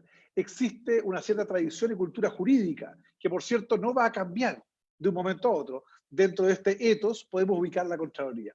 Por lo tanto, la pregunta que debiéramos hacernos es si el actual diseño institucional de la Contraloría se ajusta o no a los desafíos que plantea un nuevo orden constitucional. ¿Qué regula nuestra Contraloría General de la República? ¿Cuál es su rol dentro de nuestro sistema jurídico-administrativo? A diferencia de otras Contralorías como Perú, Colombia, Ecuador, Venezuela y Bolivia, que también fueron parte de la misión Kemmerer, no contemplaron una función de control de legalidad tan amplio como el caso chileno, y más bien optaron por entregar dicha función habitualmente a los con competencia en asuntos administrativos. Sí, esos tribunales que todavía estamos esperando y que nunca llegaron, ¿no? Aquí no. Aquí debemos recordar que nuestra Contraloría extiende su competencia no solo al control de legalidad de todos los actos administrativos, y no solo los vinculados a bienes o recursos públicos, como sería la constante latinoamericana. Nuestra Contraloría General de la República posee una atribución general que le permite pronunciarse sobre todos los actos administrativos, a solicitud de un órgano de la administración o de particulares, lo cual constituye la denominada potestad dictaminadora. En la práctica, esta es una atribución cuasi judicial, ya que le permite resolver controversias de particulares con órganos de la administración del Estado, pero sin forma de juicio y sin las garantías de un justo y racional procedimiento. En consecuencia, llama la atención, por ejemplo, la constitucionalización de la toma de razón, que obliga a que ciertos decretos y reglamentos, los que tratan materias esenciales o involucran sumas de dinero relevantes, sean previamente aprobados por la Contraloría General de la República para entrar en vigencia. El profesor Juan Carlos Ferrada señala que la razón de aquello correspondería a una controversia política generada entre el presidente Allende y el Contralor General de la época, lo cual nos permite vislumbrar que las normas muchas veces no son más que fruto de nuestra experiencia democrática nacional. Es decir, fue la Contraloría la que en aquella oportunidad estableció una válvula de escape a un conflicto entre diferentes funciones del Estado. Asimismo, la Contraloría posee funciones de examinación y juzgamiento de cuentas, que probablemente se deben a la antigua Contaduría Mayor y al Tribunal de Cuentas. En virtud de esta función, evalúa las rendiciones de cuentas de los funcionarios públicos, o debe evaluarlas, pudiendo incluso iniciar juicio de cuenta al interior de la misma Contraloría General, actuando como tribunal. Ahora bien, todas estas funciones o potestades dan lugar a una Contraloría General de la República única en Latinoamérica, en América del Norte y en Europa, ya que en general sus diseños constitucionales optan por distribuir las funciones de control de legalidad, contable y financiero, y el juzgamiento de cuentas en órganos completamente diversos. Así entonces la regla es erradicar el control contable y financiero en órganos fiscalizadores especializados y a un tribunal de cuentas lo que es el juzgamiento de cuentas. En Chile todo ello recae en la Contraloría General de la República. Alguien pensará, este fue un diseño previamente concebido. En la Contraloría no se encuentra un momento exacto en el cual, o un fundamento exacto respecto del cual se funde estas amplias atribuciones. Lo que nos hace pensar a un exégeta sospechoso de las políticas públicas chilenas, que probablemente un ministro de Hacienda determinó que era más económico tener una sola institución que constituir los famosos tribunales administrativos, ¿no? Y probablemente esa gran reflexión ideológica sea la que nos lleva hoy día a tener una Contraloría con amplias facultades amplísimas, o potestades amplísimas. Ahora, el profesor Ferrada plantea un conjunto de propuestas, ¿no es cierto?, que tiene que ver con el nombramiento de la autoridad, con reducir o suprimir severamente la denominada toma de razón o control preventivo de juridicidad, limitar la potestad dictaminal o interpretativa, etc. La pregunta es, para terminar, ¿cómo compatibilizamos este control de legalidad de los actos de administración con el control de constitucionalidad de las leyes que realiza el Tribunal Constitucional? Porque si vemos que por un lado el Poder Ejecutivo tiene una limitación en la esencia de sus actos administrativos a través de la Contraloría, y vemos que en la práctica el Poder Legislativo también tiene una limitación en la esencia por otro órgano, el Tribunal Constitucional, quiere decir que los órganos validados por la soberanía popular tienen limitaciones de parte de organismos que no necesariamente tienen dicha validación. No se trata de que los actos del Parlamento, los actos del gobierno sean supremos y no puedan estar sujetos a control. No. Pero cuando se afectan su esencia, la pregunta es cómo se logra reinstalar la lógica del equilibrio del poder democrático. En este sentido, algunas propuestas al Tribunal Constitucional: suprimir inmediatamente el control preventivo y obligatorio de constitucionalidad de las leyes orgánicas e interpretativas de la Constitución, limitando, en forma excepcional, solamente a tratados internacionales sometidos a aprobación por el Congreso. Hay un primer punto. Supresión de control preventivo y facultativo de constitucionalidad de proyectos de ley, reformas constitucionales y tratados internacionales. Punto. Se acaba el control preventivo. No parece lógico que tenga que existir esta potestad. No tiene ninguna lógica. Y cuando uno ve la experiencia comparada, la verdad es que uno podría decir, no me atrevo a decir que es única, no, pero sí es excepcionalísima. Y por tanto, creo que hay un avance que debería ser considerado. La implantación de un control represivo y facultativo racionalizado para reformas constitucionales y leyes promulgadas después de su publicación, siguiendo en términos generales el modelo del Tribunal Constitucional alemán, mediante un control abstracto promovido por poderes públicos que integran el poder legislativo, legitimación formal de las cámaras y el presidente, el que facultativamente dentro de un breve plazo podrán declarar la invalidez de uno o más preceptos legales. Recordemos que hubo toda una discusión, por ejemplo, que cuando un artículo de un proyecto de ley es calificado con un quórum simple por ambas mesas de las respectivas cámaras y el Tribunal Constitucional lo declara inválido por no haber reunido los quórums, lo que se está diciendo en la práctica es que quien determina los quórums de las leyes no son las mesas de las corporaciones democráticamente elegidas, sino más bien el Tribunal Constitucional.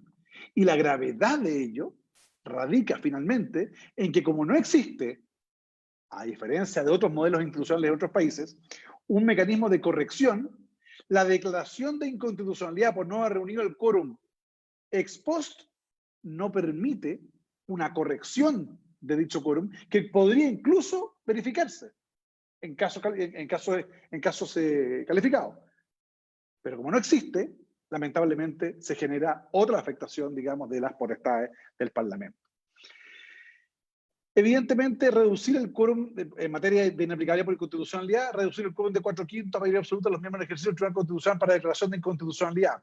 Alguien planteó por ahí, ¿por qué vamos a aceptar que el Tribunal Constitucional adopte o declare inconstitucional una ley por una mayoría simple, cuando al Congreso Nacional se le exigen mayorías calificadas? No parece lógico que lo que no puede hacer el Parlamento democráticamente elegido, sí lo puede hacer un órgano colegiado que no elegido sino más bien designado. En consecuencia, se requiere mejorar desde el punto de vista práctico. La pregunta es, ¿dónde radicamos esto? ¿Lo radicamos en el Tribunal Constitucional? ¿Lo volvemos a la Corte Suprema? Mi percepción, habiendo trabajado con la Corte Suprema y habiendo trabajado con el Tribunal Constitucional, habiendo conversado con integrantes de uno y otro poder, es que yo creo que la Corte Suprema aprendió la lección. Y digo aprendió la lección porque probablemente cuando ejercía las funciones de control de constitucionalidad no las ejerció como debió haberlas ejercido, que fue lo que motivó la reforma que le entrega el Tribunal Constitucional, digamos, a esta potestad. Y por tanto, si uno conversa hoy día con la mayoría de los miembros del Tribunal de Alzada, del máximo tribunal, tienen conciencia de lo ocurrido.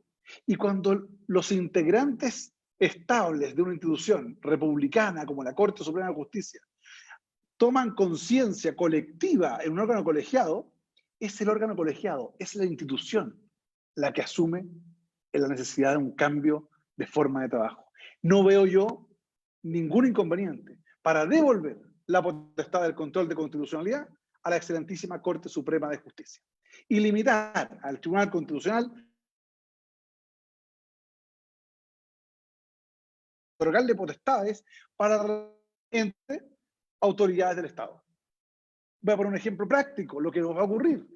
La desastrosa reforma regional que se aprobó en el Parlamento, con mi voto en contra, con una reforma constitucional que, dicho sea de paso, no pasó por la Comisión de Constitución, cosa bien increíble, establece en el artículo 126 un conjunto de potestades en materia de gobierno regional, pero la verdad es que no establece quién resuelve las controversias. Entonces, cuando tengamos un gobernador regional en ejercicio, respecto del cual el presidente de la República, de un color político distinto, le quite una determinada potestad, porque tiene facultad para quitarle potestades, y el gobernador regional, amparado por el apoyo de todo su consejo regional, imaginemos un caso de este estudio, se va a oponer a esa reducción de potestades.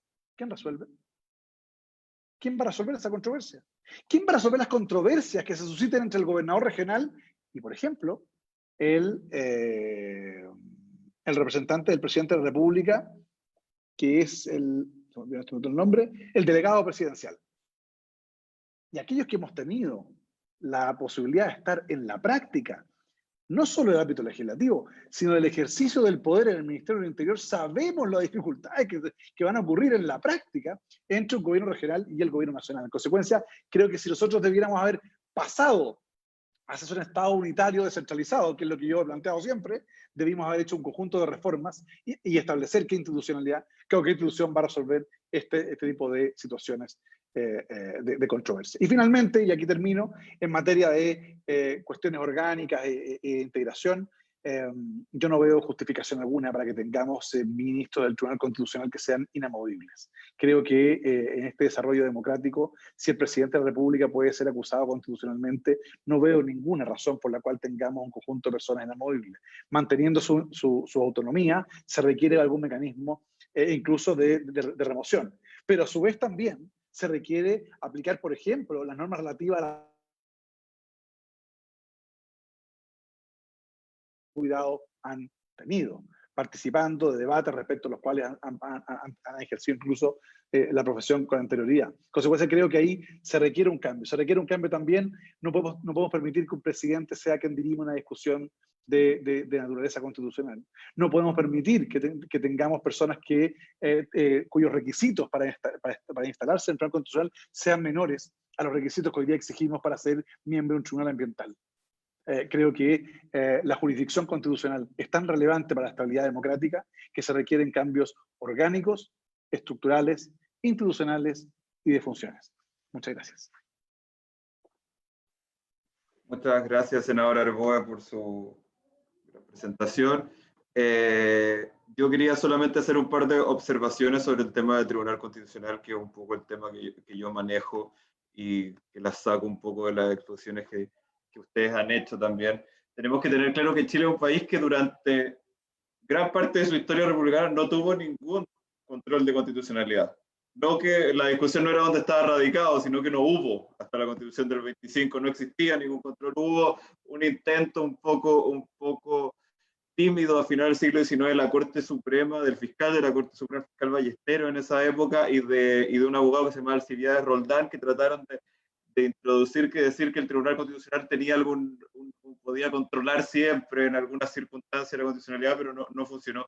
Y después, efectivamente, entre el 25 y el 70 existe en el papel un control de constitucionalidad a posteriori, pero que en realidad que la Corte Suprema nunca se arrogó usar ese poder de forma, digamos, pertinente y pronunciada en el tiempo. Y después del 70 tenemos un Tribunal Constitucional que nace de un chantaje, digamos, nace de decir del miedo de ciertos sectores políticos a lo que podía pasar, se crea este Tribunal Constitucional. Y recordemos que históricamente este Tribunal Constitucional tiene su momento insigne de demostrar que necesita un saumerio, por lo menos, como mínimo cambiarle el nombre, que este Tribunal Constitucional, la misma institución, declaró inconstitucional a una persona. No tenemos que olvidar eso. A Clodomiro Almeida lo declara inconstitucional este Tribunal Constitucional. Entonces, obviamente, en esta yo creo que es insostenible mantenerlo con el nombre que tiene, tal vez cambiarlo. Y yo soy partidario de la idea de un control de la Corte Suprema porque creo que los jueces profesionales tienen muchas más capacidades que personas que están en este microcosmos del derecho público chileno y que tampoco han demostrado que esa supuesta especificidad que dicen algunos, que yo creo que no es tal, que no es existente, pero obviamente está una especificidad de la justicia constitucional o justicia como todas las otras. Y lo ha demostrado por sentencia. Aquí está Enrique. El fallo del Tribunal Constitucional sobre la objeción de conciencia institucional, el concepto de servicio público que usa es un concepto que es delirante para cualquier publicista del mundo analizar el entuerto en que inventó Aróstica para esa sentencia. Dicho eso, creo que deberíamos avanzar hasta el fin de la justicia, y lo hago también porque las preguntas del Tribunal Constitucional, luego porque las preguntas van en ese sentido. Primero, hay una pregunta sobre la cuenta de Palma, que dice que él le tocó en Nicaragua conocer una Contraloría colegiada de 5 miembros, pero que al final terminó siendo politizada, que había siempre liberales y sandinistas, y iban cambiando. Tenía 5 divisiones, que los jefes eran la mitad liberal, la mitad sandinista, 5 subjefes, la mitad liberal, la mitad sandinista. Y entonces, si ustedes creen que tal vez el Contralor unipersonal es algo que hace que la posibilidad de que se produzca eso es limitada por esta figura de un Contralor unipersonal, que en el fondo crear un consejo, yo creo, tecnificaría un poco como se da un consejo contralor, como se da en todos los consejos, este empate permanente político y loteo, no sé qué. Eso. Y la segunda y tercera pregunta, porque están relacionadas, Mauricio Gómez pregunta si no sería positivo dejar al Tribunal Constitucional, separarlo de la lógica política y dejarlo bajo la supervigilancia de la Corte Suprema. Y esto también está relacionado con otra pregunta, con estas son todas las preguntas que tenemos, que es la pregunta de Luis Ayala, me parece, que si la nueva Constitución suprime o no considera el Tribunal Constitucional, ¿qué organismo podría resolver las controversias constitucionales que naturalmente se producirán? Por eso les doy la palabra. No sé si alguno de ustedes quiere comenzar, tal vez hacerlo en el mismo orden que expusieron, que parte Enrique, después Leslie, después Felipe con su respuesta, y respondemos las 2 preguntas a la vez, y después hacemos las palabras ya para el cierre, porque creo que no habíamos preguntas y ha sido muy fructífera la exposición, han dejado todo muy claro. Así que, Enrique, por favor, te cedo la palabra. Bueno, saludo a don Felipe, que no habíamos estado antes. A ver, yo creo que el riesgo de un organismo colegiado al estilo de lo que plantea la pregunta de Palma, pero sobre Nicaragua, bueno, es un poco lo que él cuenta, lo que podríamos decir nosotros de nuestro Tribunal Constitucional. Yo creo que los organismos colegiados tienen esa tensión. Nosotros en Chile optamos por la fórmula, por el sistema binominal, y ese sistema en el fondo empujaba, era parte de las amarras de esta constitución, digamos, entre el Tribunal Constitucional, el sistema binominal, y los quórum de orgánico constitucional, en particular, yo diría, la filosofía de amarres que tenía la Constitución, que no era tan fácil de advertir probablemente al comienzo, y que cuando ya quedó totalmente velada era muy difícil de desinstalar.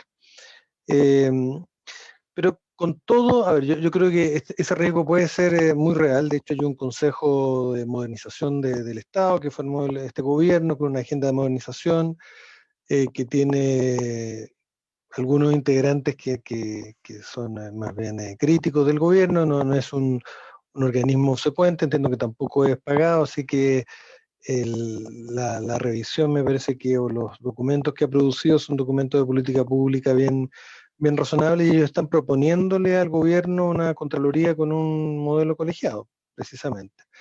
Pero con una preocupación muy fuerte de que haya perfiles de cargo para evitar esa tentación de politización. A mí no me seduce tanto la idea. Yo creo que hay que de alguna manera buscar una fórmula de despostar el animal, si se quisiera, que ayude a que cada una de las distintas funciones se logre con más claridad. O sea, a mí me parece, por ejemplo, que tengamos una exigencia en nuestra Constitución de que el Contralor o Contralora sea abogado. O sea, aquí los que estamos, los somos de auditoría, ¿qué sabemos?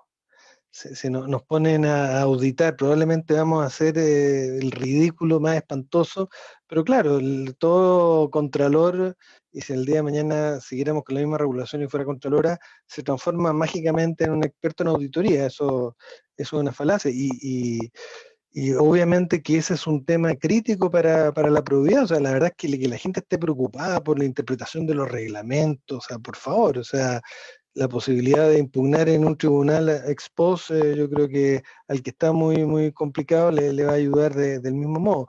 Pero buenas auditorías son clave, y para hacer buenas auditorías hay que saber muy bien cómo funcionan los organismos, si no la auditoría termina siendo una farsa que no agrega valor y que no ayuda realmente a tener un mejor control. Ahora, también hay un comentario, falta el tema de la calidad de los servicios públicos, porque lo que controla, hemos hablado de controles de legalidad básicamente, o de juridicidad, pero ¿quién controla la calidad de lo que se está haciendo? O sea, ahí es optativo, tal vez la Constitución podría decirlo. Yo creo que también, así que Leslie mencionaba el principio de corrección funcional, bueno, la eficiencia y la eficacia, el poder realmente dar prestaciones públicas adecuada a la gente, es algo que debería estar en la Constitución, y que deberíamos también tener una manera de supervigilar. No sacamos nada con cumplir la ley si no estamos atendiendo bien a las demandas de los ciudadanos. Y algo más del Tribunal Constitucional. A mí, yo no tengo completamente claro si lo elimináramos, creo que la propuesta lógica es la Corte Suprema, la pregunta de Luis Ayala, sin duda. Pero no sé si exactamente la tercera sala. La tercera sala podría servir para requerimientos de inaplicabilidad en casos concretos. Si quisiéramos tener reclamos por ley en tramitación, probablemente el Pleno podría ser más eficaz, pero de todos modos a mí me parece que buena parte de los problemas que tenemos también tienen que ver con que la Constitución no nos representaba. Entonces, la pregunta es si tenemos una Constitución que quisimos, en la que está representado lo que hoy día pensamos que debiera ser ese mínimo común denominador, esa casa común. ¿No quisiéramos tener un organismo que controle que esas reglas realmente se cumplan? Y ahí, ¿qué es mejor? una Corte Suprema que tiene un montón de otras obligaciones, o un Tribunal Constitucional. Yo no lo tengo tan claro. A mí, con el debido respeto al senador, pero la fórmula de un Tribunal Constitucional que no tuviera funciones de control de constitucionalidad, pero sí otras, me suena, eso no es un Tribunal Constitucional, creo yo, sería otro tipo de órgano, se devalúa mucho. Y en el tema de la regionalización, bueno, ahí, claro, la pregunta es, ¿vamos a mantener en una futura constitución el mismo esquema que se aprobó? Yo creo que hay que repensárselo. Entre otras cosas, evidentemente hay que repartir bien las competencias. Siempre van a quedar dudas, pero lo que está hoy día es un sistema que no debiera mantenerse. O sea, esto de una transferencia por cuenta gota, deberíamos decir qué competencias queremos que tengan las regiones. Competencias me refiero a administrativas, no estoy hablando de un modelo de auspiciar un modelo federal, para que hacia allá, en un plazo determinado, se tengan que producir las transferencias, y no esta cosa de que facultativamente yo doy, yo quito. O sea, eso la verdad es que es un camino de conflictos muy, muy fuerte. Entonces, yo creo que vale la pena también preguntarse, hay que ver cómo va caminando el proceso. Yo hoy día no tengo una postura cerrada en esta materia, porque claro, si me dicen que vamos a seguir con la misma constitución, no quiero el tribunal constitucional que tenemos, pero con una constitución distinta, sí quisiera que esa constitución se cumpliese, y me resultaría muy frustrante que el legislador pudiera no respetarla, suscribiendo, por cierto, que me parece que los controles obligatorios preventivos no son una buena idea y hay que eliminarlos. Tampoco me seduce mantener quórum supramayoritario, habría que reducirlo dramáticamente, y ahí entonces la figura empieza a cambiar. Entonces yo no tengo tan claro que haya que el problema sea el Tribunal Constitucional. Creo que el problema es más amplio y que, insisto, como comentaba también Leslie, hay que también generar fórmulas de reclutamiento que impidan esa tercera cámara que planteó con tanto brillo Atria, porque claro, si lo que vemos es eso, no sirve. Pero no descarto que valga la pena mantener un Tribunal Constitucional con competencias más acotadas y con una constitución diferente.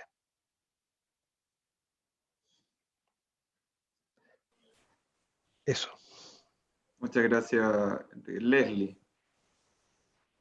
Mira, respecto a de estos puntos, digamos, que son súper como neurálgicos respecto de qué es lo que esperamos de esta nueva constitución y cómo zanjar en el fondo estos conflictos democráticos, creo yo, para que cada órgano ejerza su debido control, como lo planteé al inicio, pero con mayor independencia, con mayor objetividad y sin inmiscuirse en las funciones de los verdaderos poderes del Estado, como decía el profesor Pérez Royo, es cierto que el poder ejecutivo, el legislativo y judicial. A mí me parece que también hay que tener un sentido de realidad. Los textos constitucionales son per se textos que tienen esta doble naturaleza jurídica entre jurídico y político. Por lo tanto, la interpretación de la misma o el control de la misma o la juridicidad de la misma, ¿cierto? Va a ese intérprete, ¿cierto?, a llevarlo a ir al camino jurídico, pero con un cierto elemento, cierto político que no hay que desconocer. Por lo tanto, cuando se quiere desvincular a tanto estos órganos desde este aspecto político, me parece que a veces es un poco irreal, como lo dije, porque tiene que tener es parte de, creo yo, es parte de la labor. Sin embargo, también nos ocurre que hasta donde la práctica constitucional, la práctica política, la práctica legislativa comete ciertas deficiencias, ¿cierto yo? ¿A qué lo planteo? Porque Enrique decía, quizá el perfil descrito respecto a los requisitos que debe cumplir una persona que aspire a ser contralor o aspire a ser miembro del Tribunal Constitucional no son los adecuados, pero es que incluso habiendo hoy determinados requisitos tampoco se han cumplido. O sea, en el caso del Tribunal Constitucional es bastante evidente de que la ley orgánica señala en particular ciertos requisitos para sus integrantes como una trayectoria en materia constitucional, ¿cierto? Y eso ha sido omitido derechamente. O sea, es más, hay miembros que han renunciado a sus militancias políticas meses o semanas antes de saber que van a entrar este proceso de selección, entre comillas. Y eso es responsabilidad, creo yo, no del texto constitucional ni la de la ley orgánica, porque lo declaran expresamente cuál es la ideal de miembro o ideal de persona que integre ese órgano, sino que, insisto en lo que vengo planteando hace bastante tiempo, es el sistema del nombramiento el que finalmente te permite este juego político que estaba obviamente prediseñado antes por el sistema binominal y que hoy ya no lo está tanto con el sistema proporcional moderado que tenemos, pero que de una u otra manera evidencia las fuerzas políticas que hay al interior del Congreso. ¿Y por qué? Porque este nombramiento, como lo sabemos, ¿cierto?, pasa por el Congreso Nacional. Entonces, ¿hasta cuánta también hay autocrítica de los congresistas respecto de que si bien el resultado es tremendamente cuestionable de lo que pasa en particular con el Tribunal Constitucional, pero finalmente muchos de sus integrantes se definen en las cámaras? Otros se definen, ¿cierto?, por el presidente de la República y otros por la Corte Suprema, pero hay un número no menor que definen las cámaras, y ahí yo creo que han estado los perfiles que han sido incluso más a veces cuestionados. Por lo tanto, no necesariamente tiene que ver siempre con la literalidad, ¿cierto?, de la norma, sino cómo nosotros los vamos a acercar a esa norma. Por lo tanto, aunque pongamos uno de los mejores estándares respecto a quién debe ser ministro del Tribunal Constitucional en la eventualidad que siga, si hay órganos, otros poderes que no van a respetar esa descripción, malamente, digamos, va a mejorar o vamos a poder eliminar, ¿cierto?, la denominada objeción democrática del mismo. Entonces, o que ocurran fallos tan paradójicos como los que ya citaba el senador Arboe, ¿cierto?, y Tomás. Entonces, eso. Y respecto de qué órgano debe existir o no, yo también creo que en esto tenemos que tener mucho cuidado, sobre todo Chile, en esta ruta constituyente que vamos a iniciar, y no caer quizás en algunos excesos del constitucionalismo transformado latinoamericano, que ha ido por hacer esta afoja cero, digamos, y como un poco borrón y cuenta nueva, y partir desde una construcción totalmente nueva, o totalmente distinta quizás a lo que ya era la historia jurídica, política y constitucional chilena. Yo creo que tenemos que lograr ese equilibrio. Por lo tanto, respecto al Tribunal Constitucional es donde surgen efectivamente la mayor cantidad de dudas, porque era un órgano que no existía, y la República Chilena funcionó perfectamente, ¿cierto?, cuando no existió, y cuando existió, como yo también lo planteé, tampoco lo podemos describir de una manera homogénea o clara, porque hemos tenido 3 formas distintas de Tribunal Constitucional, con atribuciones distintas y con integraciones distintas. Por lo tanto, tampoco tenemos una conducta de atribuciones o conducta de los ministros clara y constante como para hacer una evaluación tan, digamos, fuerte de si sigue o no sigue. Lo que estamos claros es que tiene que haber jurisdicción constitucional. Eso yo creo que no cabe ninguna duda. El punto está a qué órgano se lo entregamos, y a mí me parece que la Corte Suprema hoy día, a pesar de la tecnicidad que decía Tomás, de que el juez de carrera quizás tiene incluso mejores credenciales para resolver ciertos conflictos, yo creo que hay ciertos temas que la Constitución, digamos, impone el deber a determinadas personas a resolverlos con otros criterios, quizás no netamente propio de la función que te otorga quizás las personas que pasan por esta cadena judicial y que hacen esta preparación. Yo creo que la Constitución impone otros desafíos, y yo creo que quizás tiene que haber un órgano especializado en eso.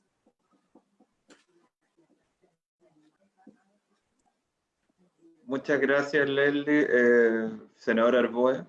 Sí, a ver, mira, yo creo que nosotros probablemente por nuestras experiencias en general tendemos a ser muy responsables y reflexionamos analógicamente, siendo que estamos en una construcción eminentemente digital. Lo que quiero plantear es que no podemos nosotros iniciar un proceso constituyente con la lógica de los 90 o de los 80, sino que tenemos que asumir que la realidad ha cambiado. Como decía Enrique, incorporar en un texto constitucional los principios de eficacia, de eficiencia, de interoperabilidad, de control de calidad, pero también de oportunidad de los servicios, para aquellos que creemos que el Estado juega un rol fundamental en el desarrollo del país, tenemos que velar para que ese Estado sea otro Estado, no este Estado. Y por tanto creo que es una oportunidad muy importante, y particularmente en la Constitución, cuando vamos nosotros a establecer mecanismos o normas de comportamiento o de delimitación del poder o de relacionamiento entre instituciones del poder, Es clave incorporar estos elementos. Y lo digo clave. Voy a poner algunos ejemplos. La Contraloría General de la República. No es aceptable que haya una demora entre 60 y 156 días en la aprobación de, por ejemplo, la toma de razón de las bases de licitación. Que luego de aprobadas las bases de licitación, deban aprobarse finalmente los contratos. La pregunta es, ¿por qué no se usa la tecnología? ¿Por qué no tenemos bases de licitación tipo en un formulario digital donde sabemos que los hospitales, bueno, hospitales van a tener de las 150 cláusulas que tiene la licitación, hay 100.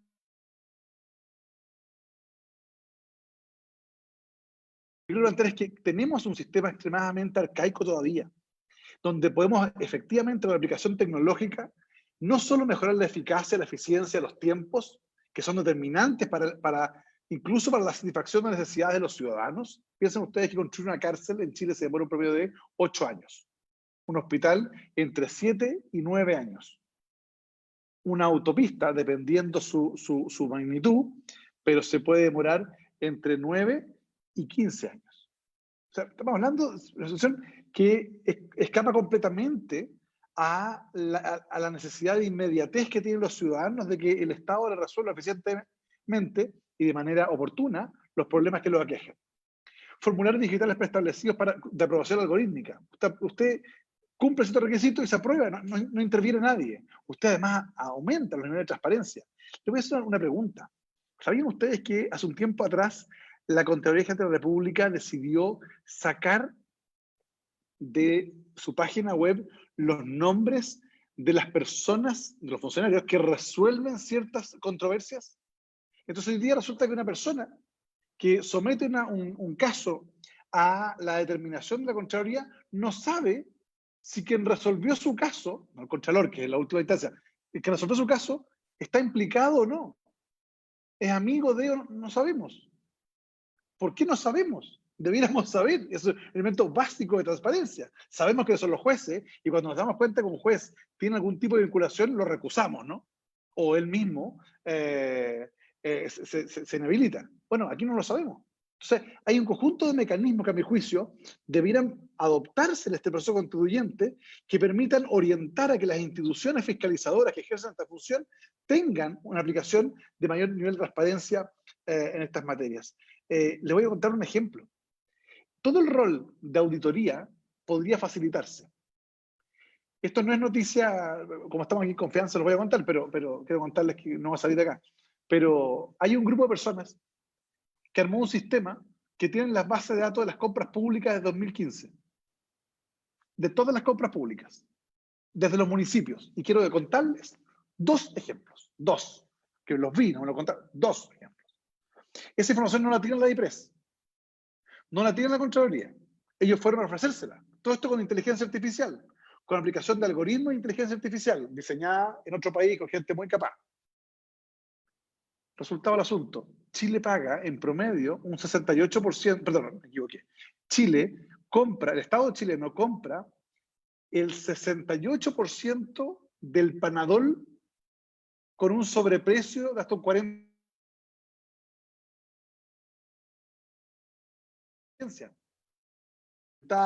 Porque van a comprar a última hora. ¿Sabían ustedes que hay hospitales que compran los Panadol en la farmacia? O sea, miren lo que estamos hablando.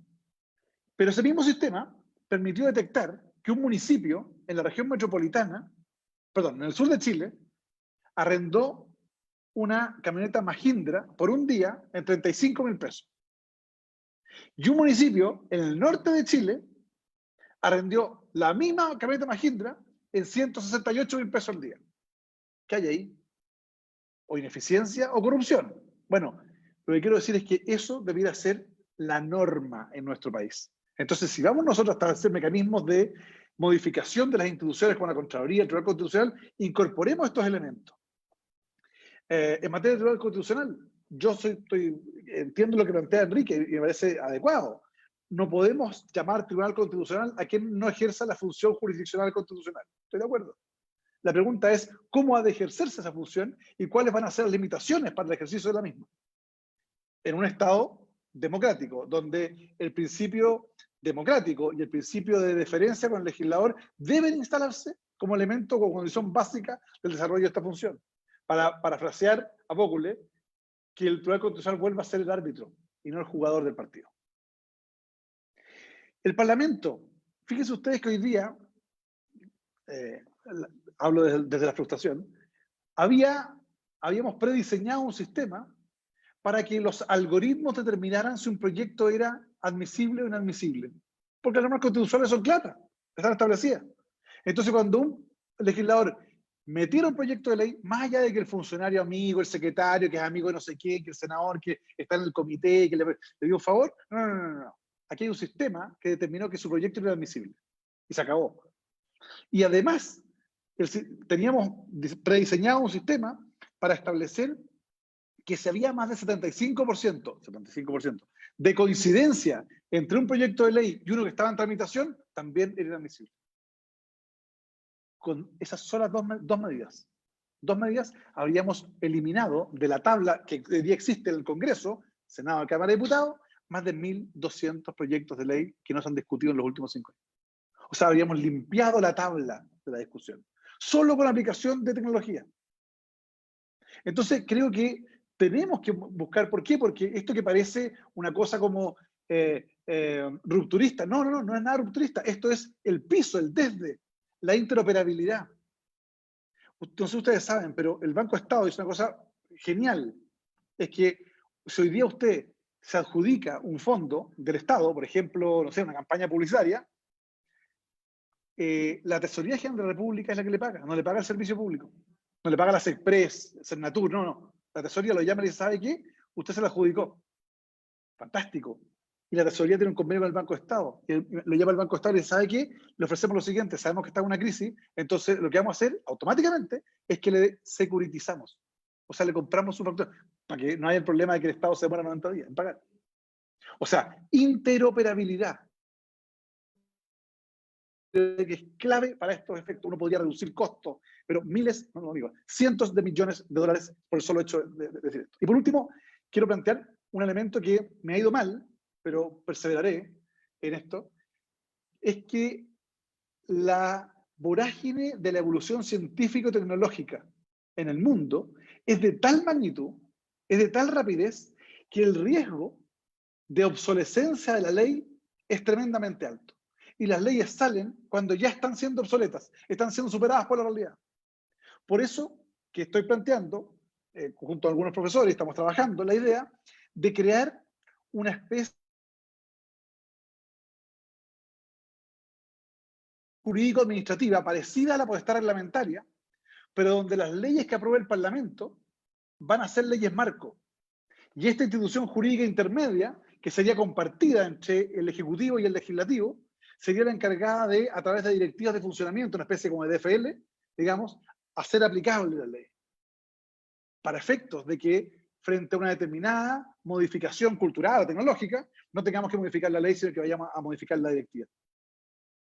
Eso permitiría darle mucho más rapidez al proceso. O sea, quiero decir al final del día es que creo que la modificación del Tribunal Constitucional, de la Contraloría, tiene que involucrar la modificación de las potestades del Ejecutivo y del Legislativo, porque son un complemento, son un todo. No se puede analizar la Constitución. La Constitución no va a ser ni la suma de deseos de algunos, ni la repetición de capítulos de la actual Constitución. Las constituciones son entes armónicos, orgánicos, integrales. Y no podemos modificar el Tribunal Constitucional si no entendemos cuál va a ser el rol de la Corte Suprema. No podemos modificar la Contraloría General de la República si no entendemos la evolución tecnológica y las funciones del Ejecutivo, ni tampoco el Legislativo. Esa es un poco la idea. Muchas gracias, senador Arboe.